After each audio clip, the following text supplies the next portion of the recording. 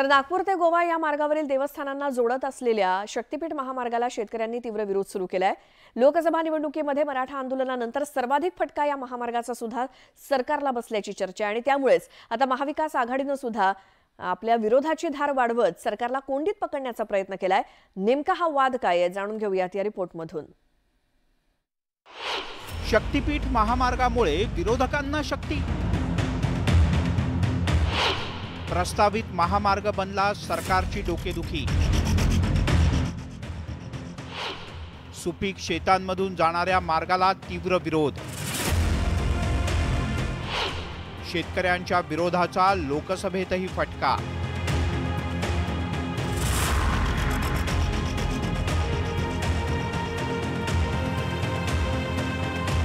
नागपूर ते गोवा या महामार्गावर प्रसिद्ध देवस्थानांना जोडण्यासाठी आखलेला प्रस्तावित शक्तीपीठ महामार्ग भाविकांना देवस्थानला वेगाने पोहोचवत मतांच्या रूपात राजकीय आशीर्वाद मिळवण्याचा सरकारचा प्रयत्न।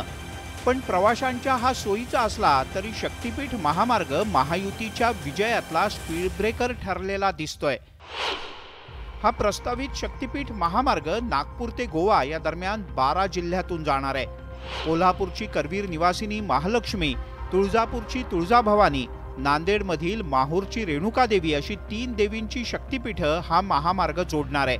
त्यासोबतच औंढा नागनाथ, परळी वैजनाथ ही ज्योतिर्लिंगांची मंदिरं सुद्धा या शक्तीपीठ महामार्गाने जोडली जातील। पंढरपूरचं श्री विठ्ठल रुक्मिणी मंदिर, नांदेडमधील गुरु गोविंद सिंग महाराज यांचं गुरुद्वार आणि सोलापुरातील सिद्धरामेश्वराचं मंदिर सुद्धा या महामार्गामुळे जोडलं जाणार आहे। देवदर्शनासोबतच नागपूरकरांना गोवा गाठण्यासाठी लागणारं 18 तासांचं अंतर या महामार्गामुळे फक्त 8 तासांवर येईल। पण या मार्गासाठी सुपीक जमिनी घेतल्या जाणार असल्यानं शेतकऱ्यांनी तीव्र विरोध केला।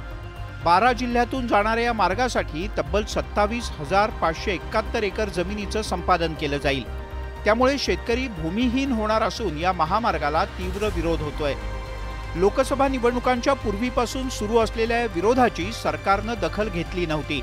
त्यामुळे महायुतीच्या 12 उमेदवारांना पराभवाचा फटका बसल्याचं आता सत्ताधारीच सांगू लागलेत।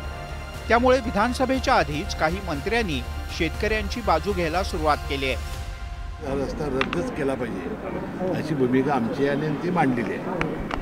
आता जे इतर पक्ष आहेत किंवा विरोधी पक्ष आहेत, इतर जे पक्ष आहेत ते आंदोलन वगैरे करतायत, ठीक आहे, लोकशाहीमध्ये त्यांना तो अधिकार आहे।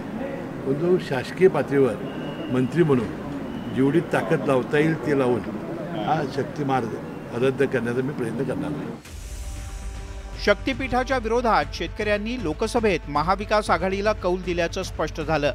त्यामुळे आता विधानसभा निवडणुकीत सुद्धा सरकारला कोंडीत पकडण्याची खेळी विरोधकांच्याकडून सुरू झाली आहे। कोल्हापुरात या विरोधात 18 जूनला जिल्हाधिकारी कार्यालयावर मोर्चा काढण्याची घोषणा राजू शेट्टींनी केली आहे। कसल्याही परिस्थितीमध्ये आम्ही शक्तीपीठ महामार्ग होऊन देणार नाही अशी आमची भूमिका आहे। याचा अर्थ विकासाला आमचा विरोध आहे अशातला भाग नाही, त्याची आवश्यकताच नाही। कारण एकूणच हा शक्तीपीठ महामार्ग हा जनतेसाठी नाही, भाविकांच्यासाठी नाही, तर राजकीय नेत्यांना समृद्धीसारखा अधिक समृद्ध करण्यासाठी म्हणून हा महामार्ग आहे। एकंदरीतच शक्तीपीठ महामार्ग भाविकांसाठी महत्त्वाचा असला तरी राजकीय महत्त्व सुद्धा काही कमी नाही। त्यामुळे आता सरकार प्रस्तावित शक्तीपीठ महामार्गाबद्दल काय निर्णय घेतं हे पाहणं महत्त्वाचं आहे। प्रवाशांची सोय होणार असली तरी सरकारची मात्र या महामार्गामुळे डोकेदुखी वाढल्याचं पाहायला मिळते। त्यामुळे शेतकऱ्यांच्या या विरोधासमोर सरकार हा महामार्गाचा प्रस्ताव मागे घेणार की तसाच रेटून येणार हेच पाहणं आता महत्त्वाचं असणार आहे। व्हिडिओ जर्नलिस्ट संदीप पाटीलसह ज्ञानेश्वर साळुंखे, न्यूज 18 लोकमत, कोल्हापूर।